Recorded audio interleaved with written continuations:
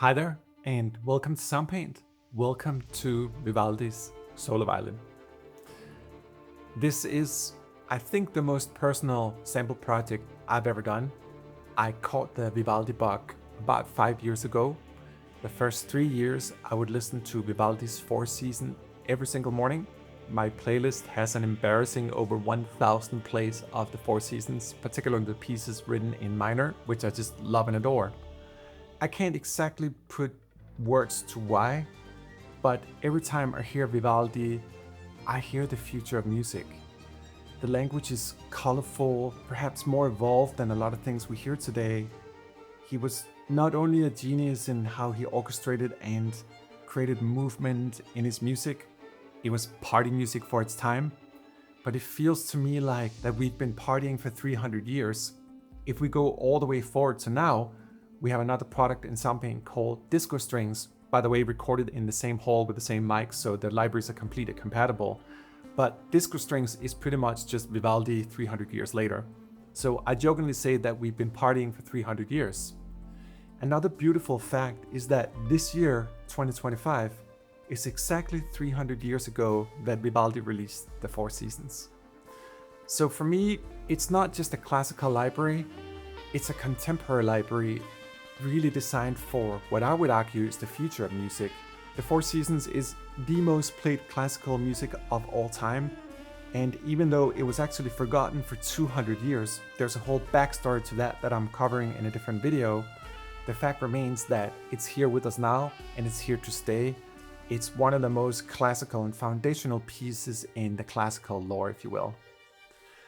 But in terms of sampling that and making a product that allows us to do the Four Seasons and all the seasons in between and push it forward into the future, we need to understand how the violin really works. This library here is the first that I've ever tried that allows me to be a virtuoso completely realistically on the keyboard.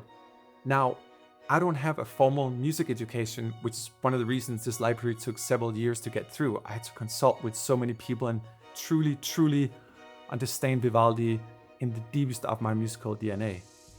But what we have in front of us here is a completely acrobatic, equilibristic type of sample library where between legatos and new articulations like arpeggiations, and we have this very deep set of ostinatos, new articulations like melodic figures, run building tools, we can do all the virtuoso things you can do on a violin completely realistically and with rather simple abilities as well. There's a lot of phrasing that goes on in solo violin that I think if you don't play the violin, you may skip when you try to do mock-ups. But in this library here, they're covered in a completely new way and with a new architecture. But just before we get into it, let me just mention that in this library here, we're gonna play through all the raw articulations. It's a no bullshit video. We're not gonna play any other music or try to compose or anything. I'm just gonna play through the library in its raw condition. But we have another video where I'm doing a larger demo composition, really showing how to use the library in a compositional context. We also go deep into the philosophy behind the library and the whole backstory behind Vivaldi, which is an incredibly humbling story. Vivaldi died when he was 63 years old. The Baroque had fallen out of fashion, and the Four Seasons, as I mentioned earlier, had fallen out of musical memory and was forgotten for 200 years. So it's sort of a re-exploration. I like to think of it as the modern Baroque. Let's explore the timelessness of this library and perhaps just wander along on the sidelines, like what is it with Vivaldi that is now gonna be with us for humanity forever? And if I'm lucky, perhaps this library touches upon that. At least I know for myself that perhaps just for a split second, I could be a virtuoso too. So I know it's a lot of big words. Let me just show how it works.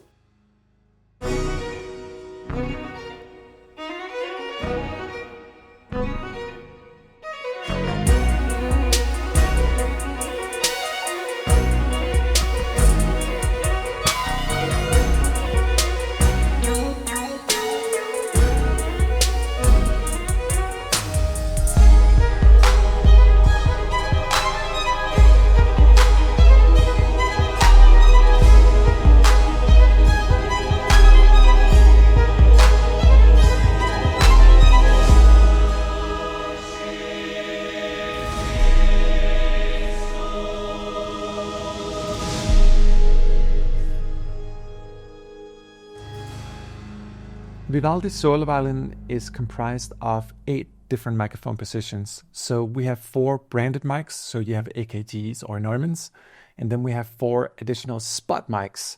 So in total, we have 8 different colors of the violin. All these were phase aligned, so they truly sound like individual violins just because the microphones are so different. So we can both play the library as a solo violin, but we can also make it into a fully realistic chamber ensemble. It's really one of the benefits of taking this deep approach to microphones, particularly vintage microphones. So maybe we should just start there. Let me just briefly play a few things here on the different mics so you can hear just how different the tone is. I'm just going to take all the different microphones here, started with the 4 branded microphones and then the 4 spot microphones, and just put them into 8 different slots here. So we can now play them all together. Beautiful, rich sound of a chamber ensemble. But let me just open the key switch module here, and we'll just do one microphone at a time.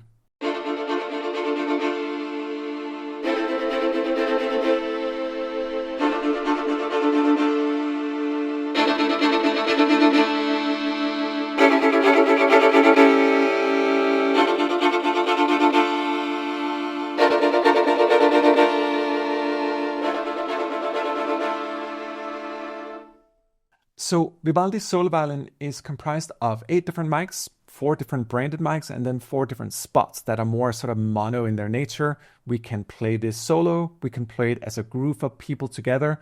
I think it's kind of amazing that we can play virtuoso solo violin, but in ensembles as well. We'll come back to all of that. But ironically, we have 8 different mics, and we also have 8 different core groups of ultra deep sample articulations. Some of them seem familiar. We have legatos, shorts, sustains, SoundLabs, the usual suspects. But we also have a variety of new articulations that came out of my complete OCD-like obsession with Vivaldi, trying to understand what he really does as a fine artist or craftsman, if you will. So we have a new articulation type called Arps. These are completely playable Arps. We also have what we call melodic figures. This is an articulation type that I came up with that would allow me to do very virtuoso-like violin, both in chord inversions going up and down on the instrument in different scales, allowing us to get super close to that realistic sort of virtuoso playing together with the arps as well. And maybe we should just start with those.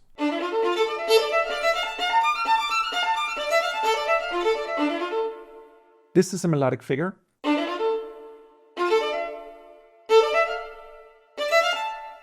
We can also invert it.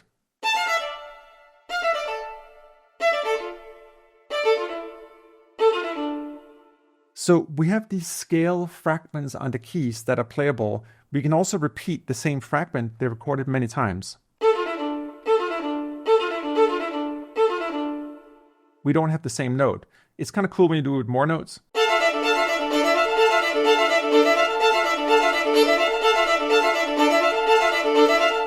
We'll notice here in the key switches that this is for add 9, D indicating that's the key or the scale of D we're playing in, G or A. When you study Vivaldi, you'll notice that for the most part, 95% of his music is written in either D, G, or A, because it's the easiest on the violin in terms of playing these very virtuoso-like things. So that's why we have specific scale fragments in specific keys. These are all from the Four Seasons. If you want to look at the notation, you will notice the beautiful math behind it. All of a sudden, like, oh, there's a lot of Ds and Gs and As here. Well, when you speak with a conductor and a great solo player that we use for this library, you learn that there are reasons that they limited themselves to keys. Let me just play a melodic figure up here and then down again. That's possible for a player.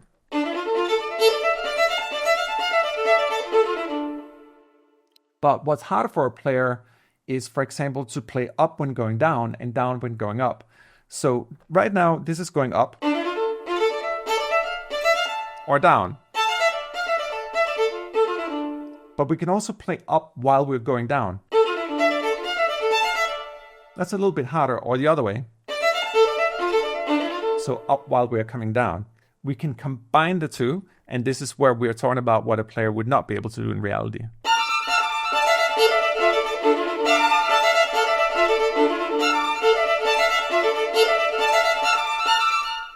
also in the key of D.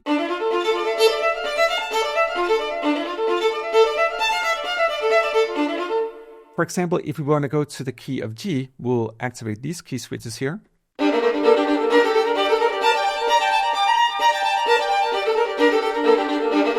And if we go back and forth between the D and the G, we get.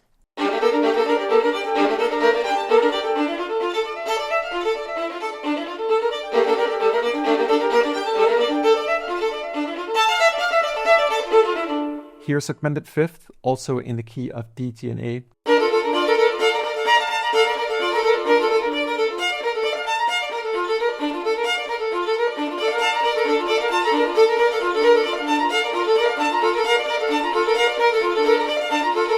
We also have a beautiful time stretcher. We recently updated this algorithm here to be even more high fidelity, and it sounds like this. Let's go up like 20%.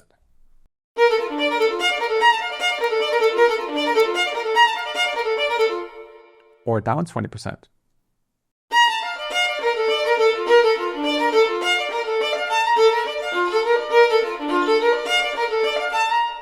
It really just retains the beauty of the instrument. We can hear the nature of the violin without too much like digital fuss. You're gonna start hearing that probably around like the, 70-65% range.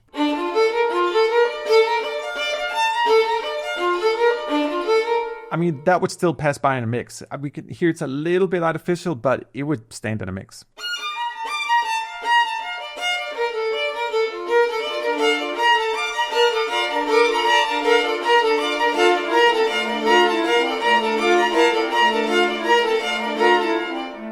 We also have a variety of figures called Vivaldi hymns. These are just in deep appreciation of Ludwig Göransson's beautiful work on the Oppenheimer movie.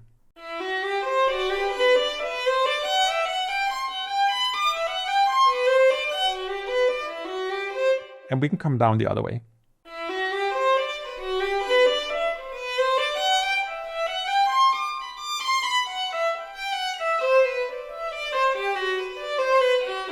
Here's just a little snippet from the master demo I did for the library, where you can hear me use the Vivaldi hymns in context of more modern music coming from our 808. So it's actually an old school analog 808, but just hear how fresh it sounds, that Vivaldi's vibe, but in a club.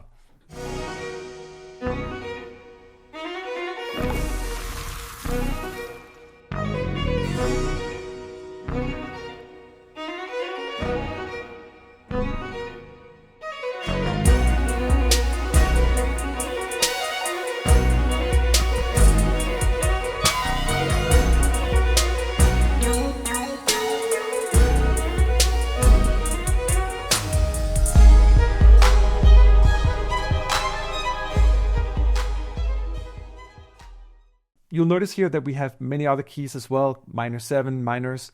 If we go in and look here at the parts directory, it's gonna get very, very dense, very, very quickly. Remember that each of these are ultra deep sample parts. And if you just look at how big this library is, we're still just looking at arpeggiations here, still going, and now melodic figures. And just to give you perspective of how much stuff is in here, you'll notice all the different scales, major, minor, different keys, minor 7 and so forth. Power chords as well. The power chords are pretty cool. Let me just show you actually.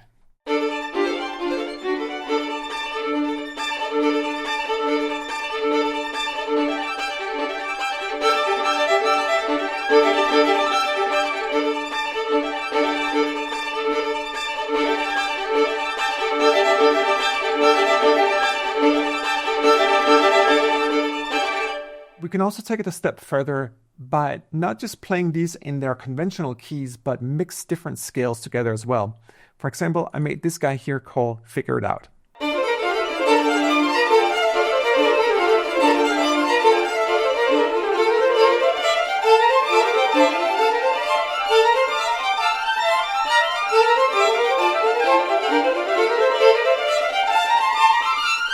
If you notice here, you'll see a number. For the most part in this library, it's 130, which for me was the right tempo for capturing the more sort of speedy essence of the Four Seasons.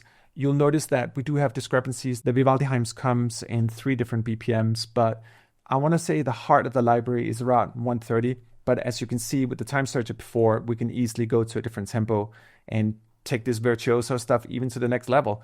Why don't we just try to push it all the way up?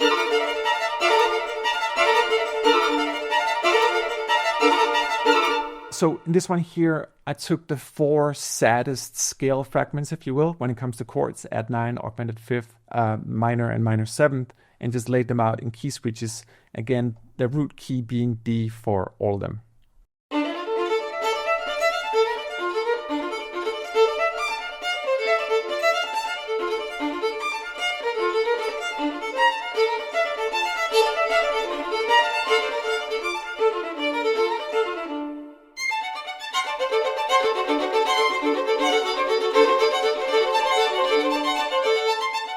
So that's melodic figures for you, but you noticed how we were playing up or down? What happens if we were playing up and down, but in the same sample and with the same principle of playing up and down in scale fragments? We call these arps in the library. So melodic figures and arps are related in the sense we're going up and down, or in the case of the arp, just continuously going up and down in classical arpeggiations for solo violin, one of those very sort of standard things that it's so known for.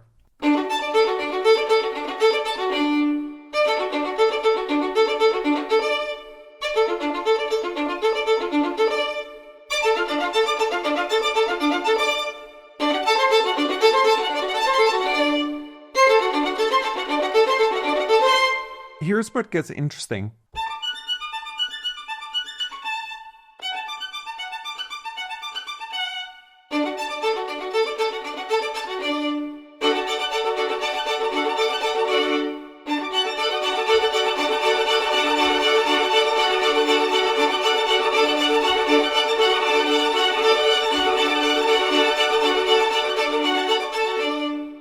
All of a sudden, it's not a solo violin when we play like that. It's a whole ensemble playing in and out of each other.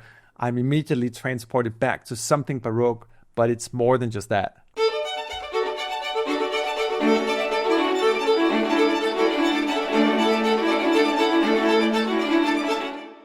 Let me give you an example of that. I made this patch in homage to the great Thomas Newman by having the violin playing both ways.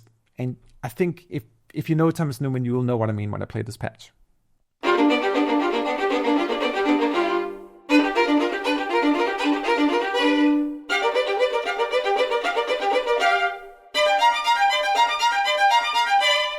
With this whole library, it's the love, the care down to that level. Every single note, if I play just a maccato, you're going to hear the drama in it, even short notes like spiccatos and staccatos. It's all over the library. So I say that because this library has a lot to do with like just energy, trying to communicate the highlight, the fireworks of the music.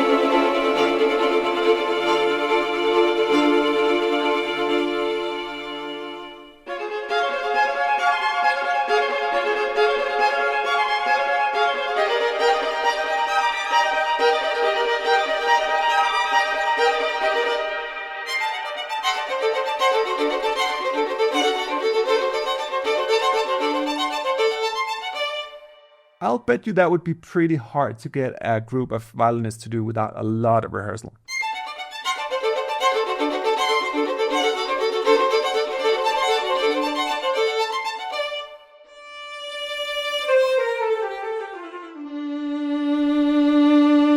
I think a lot of people measure the quality of a library often by its legatos.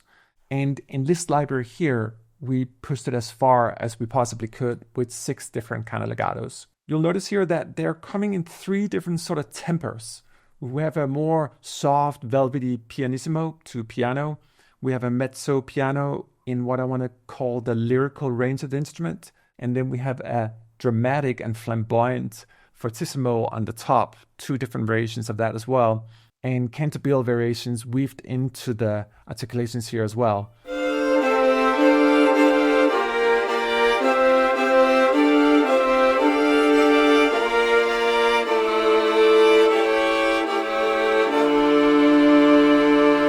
It's just so nice we get the reboring. It's so nice that I can play the same thing as many times as I want and it sounds natural.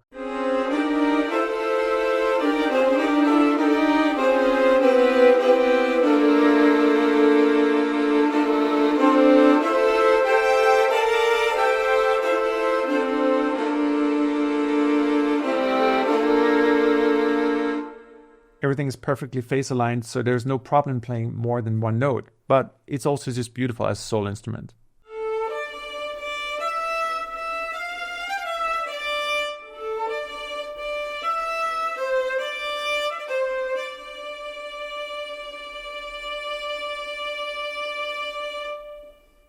Begot fortissimo as well.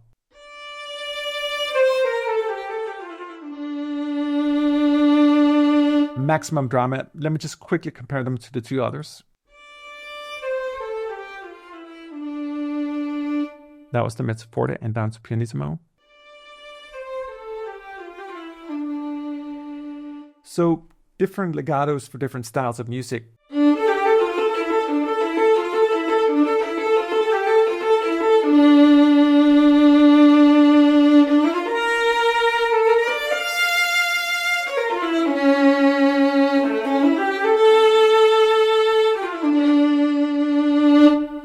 Feels like my fingers are actually on the string.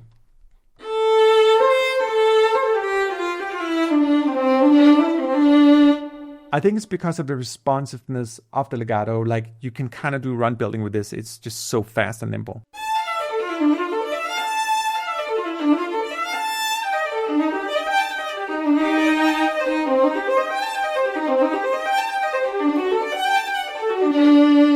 I wonder if we could put this in the arpeggiator and just kind of see what happens.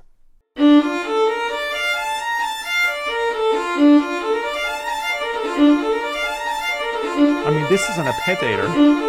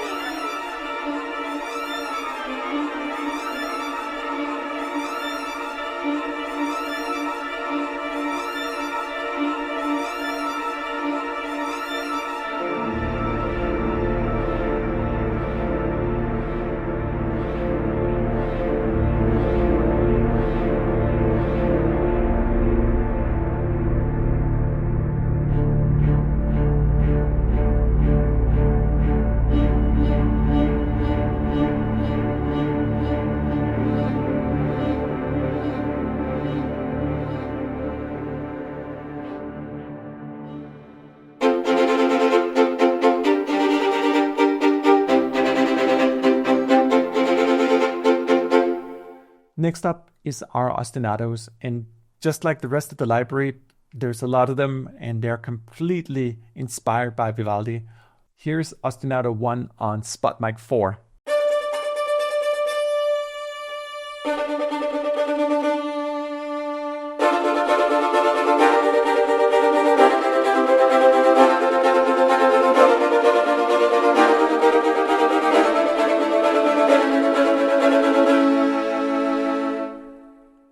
Let me just load that on Aurora because I just love this mic in particular.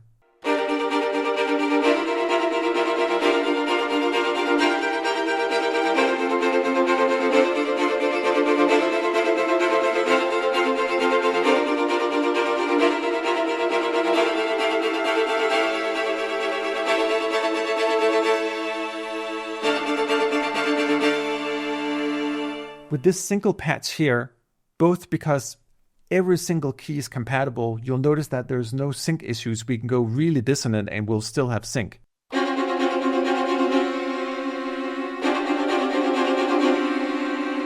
We can really do anything we want. We can repeat the same note again with natural variation.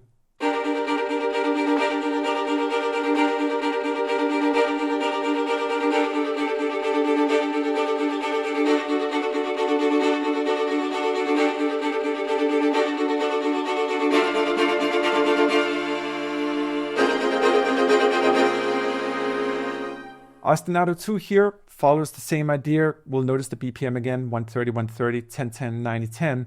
These are the root tempos for the ostinatos. We have the time stretcher. We can do anything we want. Most importantly, just having fun.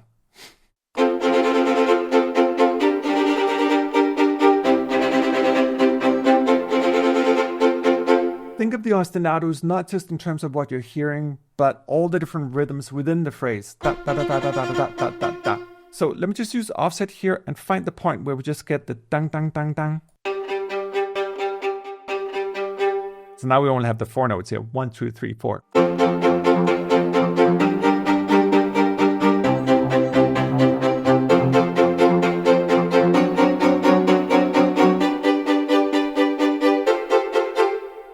Here's another one.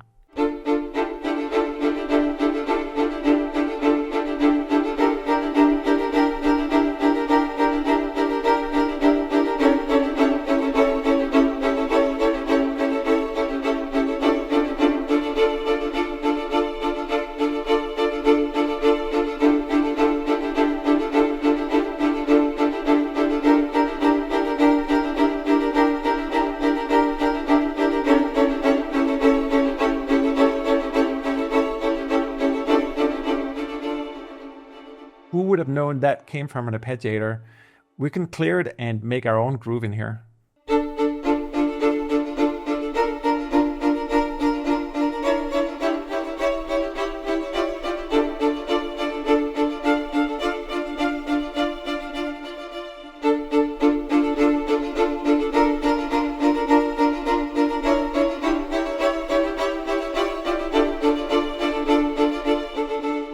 We have arps playing inside of the arp, or ostinatos inside of the arp. But we don't have to use it. You can just play in your hand as well.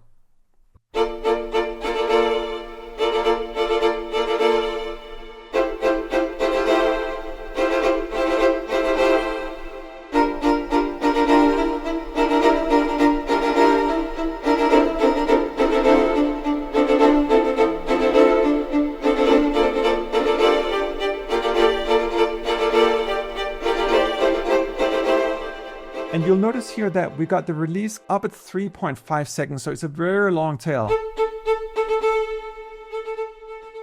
So if we don't want that to bleed over into the next phrase, we can take it down here, particularly if we play a little bit faster or we want a more percussively nuanced kind of phrase.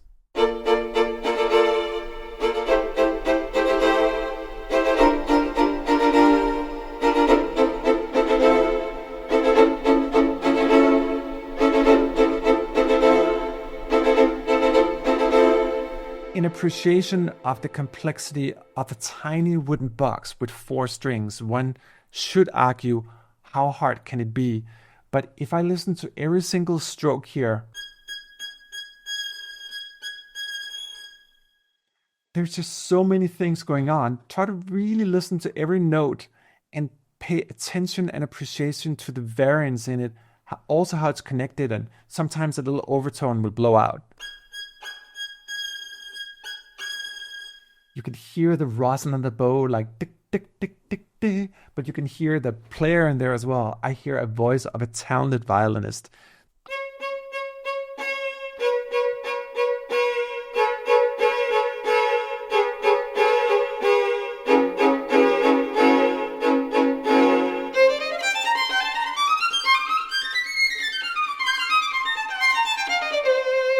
I'm just going to switch to the AKGs for this next one here. So we've covered the arps, we've covered the figures, the legatos, and the ostinatos, but in similar depth and with attention to the TLC of Vivaldi and attention to just deep detail, we have run building as well.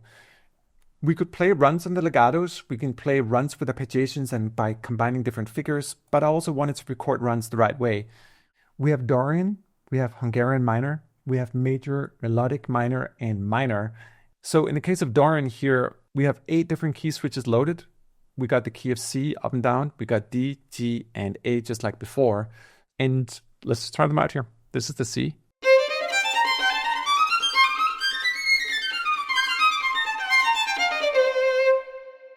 Can you imagine playing that on a keyboard? Come on. Like, it's just, no, it's not going to happen. We have to record it this way.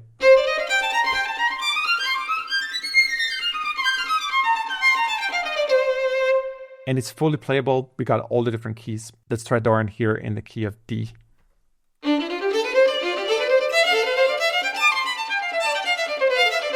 And the beautiful thing about the runs is that we can let them run all the way. Or all together.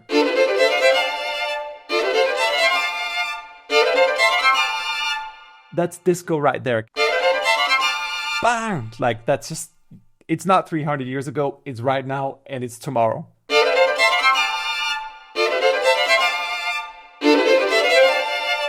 Or key of G.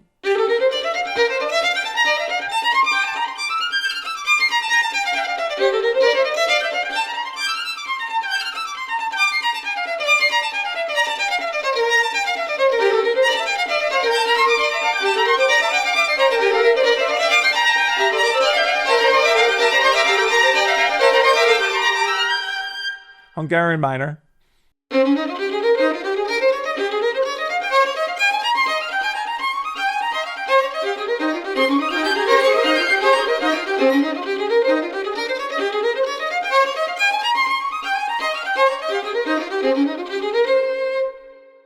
All right, let's just try that going up and down. Remember that we could go up and down at the same time. We could do that for runs too.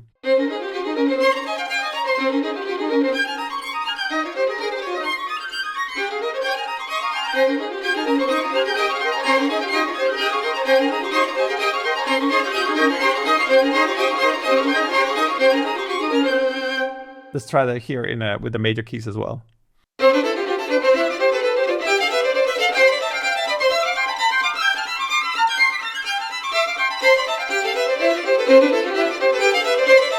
So playing major up and down. Combined.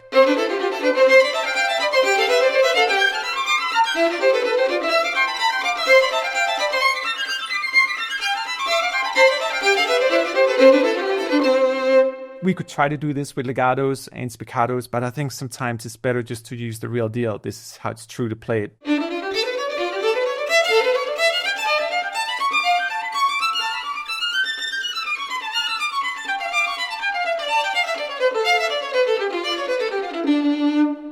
And let's just say, like, that's cool, but we could be more virtuoso and play this even faster. This is 130, but why don't we go 20% of that?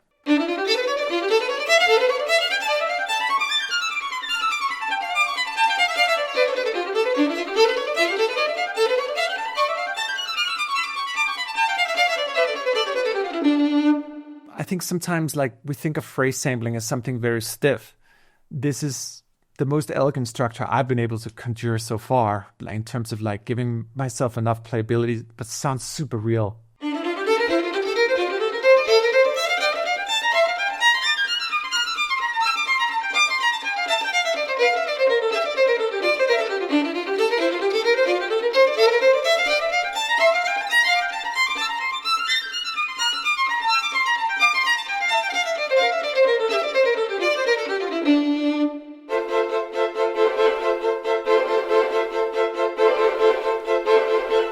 Now, back to the root directory. I just love the fact that I know I have 8 completely different colors here. Why don't we go into spot 2 here and listen to a few of the shorts. Let me just load the KS module here, the key switch module. So we have all the individual short notes, including our new articulation type called Vivaldi fragments right at our fingertips.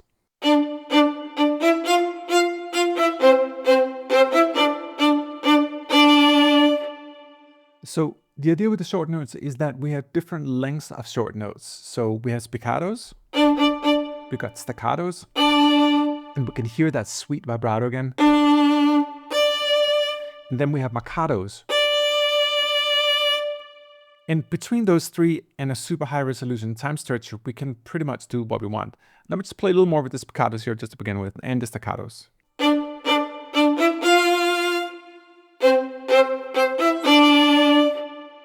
It's so simple, it just works. Now, let's say we wanted that just a tad faster. Let's just ensure that our time structure has everything assigned to every single part. We can do that up here, so just doom. And then let's set it to like 20% faster.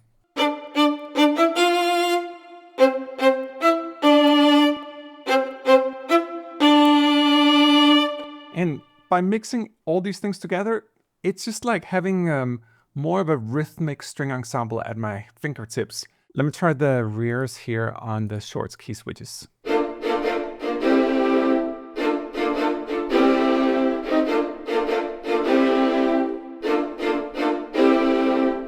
I mean, they just sound so sweet as well. It's a little more full body violin.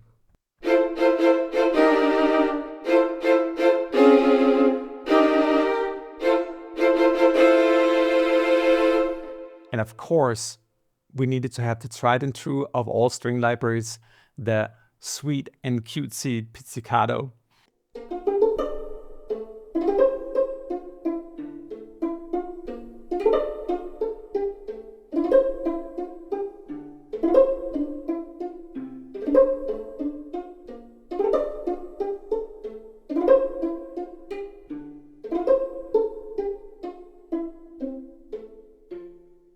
But as with everything in Vivaldi's solo violin, we are not just locked to traditional short notes. So as you've noticed probably under arps and melodic figures and legatos and everything we're doing from ostinatos to runs, there's such a depth in the library and so many new ways of doing it. There's one particular articulation that I realized through Vivaldi as well that we'd never really done in sampling before, and that's trill fragments. So if we look here at the articulations from 5 to 7, we'll notice that we have 3 different trill fragments on the key switches. Like for me, maybe one of the most iconic sounds from the Four Seasons.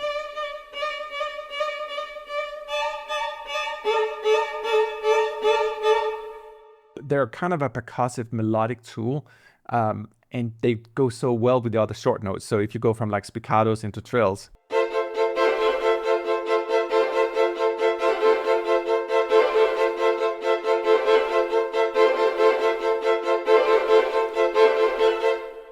so we can mix the articulations together, spiccatos and trill fragments in one glorious combination. And let me just quickly try to compare the 3 trill fragments.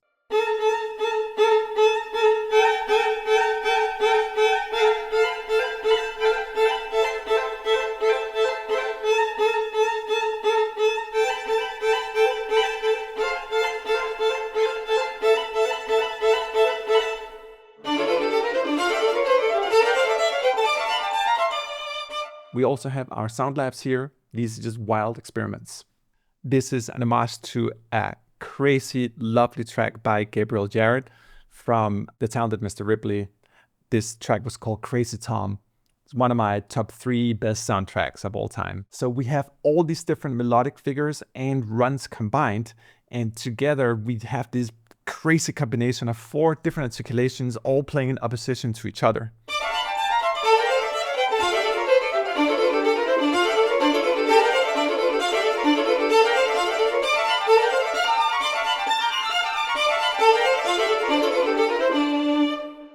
I've never been able to do this before with samples, and it is truly liberating because I think we, as developers, forgot that there's somewhere between short notes like spiccato to legato, and you have to use different sampling techniques or build new technologies to get closer to that. It just moves so fast.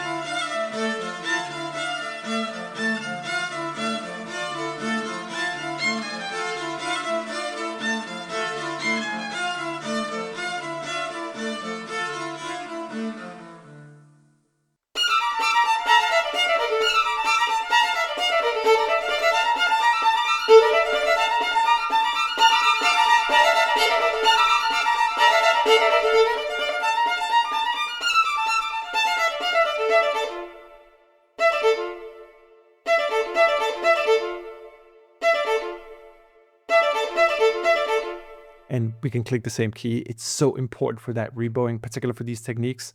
One thing about Vivaldi, and I find a lot of the great masters, is that they always come back to the essence. And we're doing things here chord-wise that they probably wouldn't experiment with back then, but now we have all the options. I just love that. I feel that sort of nod back to the past, but I'm also doing futuristic things with it. It's a sweet combo.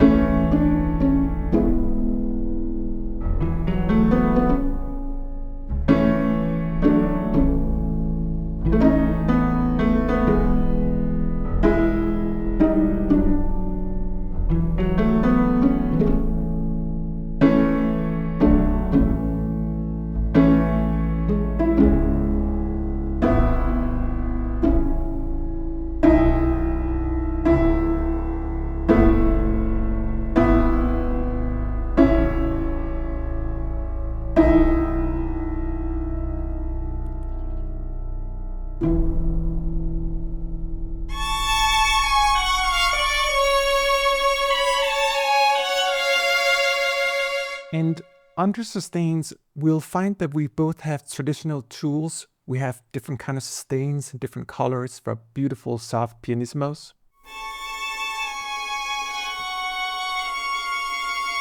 To mezzo piano.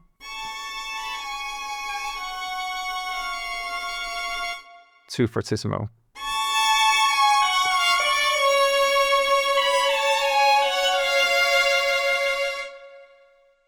Each of them bringing forth very different colors for the strings.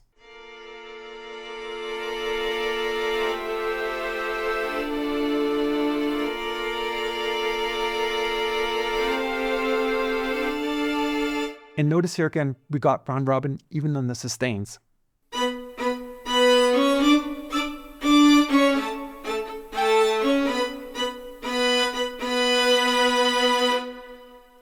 Round robin on the sustains as well. It's practical for more repeated notes, that sort of rebowing even on the sustains. It's just that level of love we wanted to infuse so deep in the library. Now, we looked at trill fragments earlier. Obviously, they're supported by actual full traditional trills. That way we have the tool of doing these very sort of percussive accents.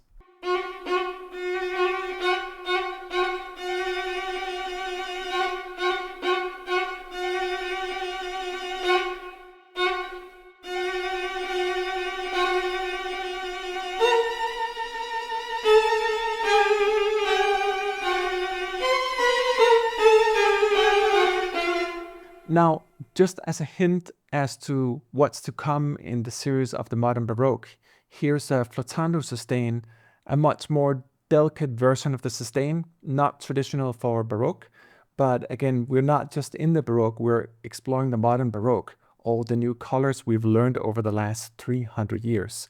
Let's use them for something.